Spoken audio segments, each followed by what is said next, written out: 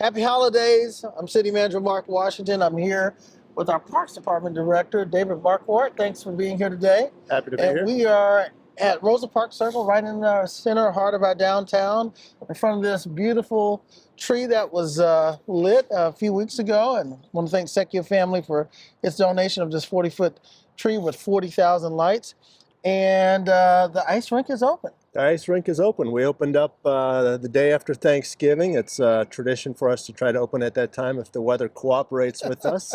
This year, a little bit of a fit to get started, but we're up and running now. I know, if the ice rink's not open this winter, the golf course is, seems like. It's a weird transition. It's a weird winter. So you can ice skate one day and maybe play golf the next. But Yeah.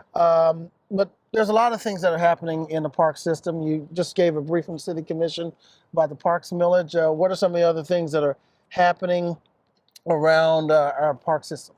Yeah, glad you asked, City Manager. We had a number of updates that we provided to City Commission on Tuesday. There are some really transformational projects that are occurring here in downtown, like Lion Square and the riverfront trail work and the riverfront work at the Public Museum as well. But we've got some really impressive and transformational projects happening across the city. Martin Luther King Park, we're embarking on and getting ready to break ground on a new $18 million facility in that park space, which will be really great for that neighborhood. We've got some transformational work happening at the historic Sullivan baseball field on the west side of Grand Rapids, and thanks in part to the fans of Valley Field and helping us fundraise for that effort. We're really getting some good traction on projects like that as well. A lot of these projects happen not just by city funding only, but with leverage funding from the state, private donations. So we're really fortunate to have a lot of investment in our park systems. So what about here at the rink? So if people are interested in skating, how can they and their family go about utilizing the rink? Sure, it's a pretty easy process and relatively inexpensive. So $3 for youth, $4 for adults. That includes skate rental if you don't have your own skates. If you do have your own skates, come on over, bring those with you. We'll still charge you that price of admission, but it's pretty easy. We do have a reservation system, so if you prefer to plan ahead and make your day a little bit more organized, you can log on to our website or our social media channels to make that reservation and ensure that you've got a spot to skate if you wish. And those of you who can't see, we are doing this entire interview on skates right now. Can you see my feet? No, you can't. Okay, yes. We're on skates right now. We're very, very, very professional skaters. But anyway, happy holidays. Thank you, David, for all the work that you do. Of course, thank you. All right. Although we've not had a lot of snow thus far this winter, we still want to remind you of the requirements on odd-even parking. On even days between 1 a.m. and 6 p.m., you want to park on the even side of the street. On odd days between 1 a.m. and 6 p.m., you want to park on the odd side of the streets.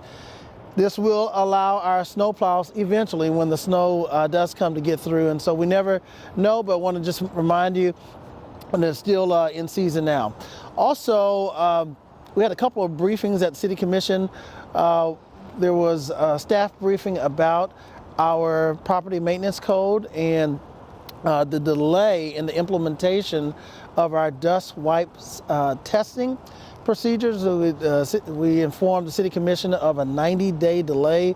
We are working through some procedures and requirements with the state, and so we're not as ready as we thought. And so it's been delayed. Instead of January 1, we've delayed it until the end of March. And so please be mindful for more information that will be coming out on the implementation of our property maintenance code. And that's specifically for lead-based paint testing in homes. So a couple other exciting updates we had on lots of big transformational projects, the amphitheater, as well as soccer stadium.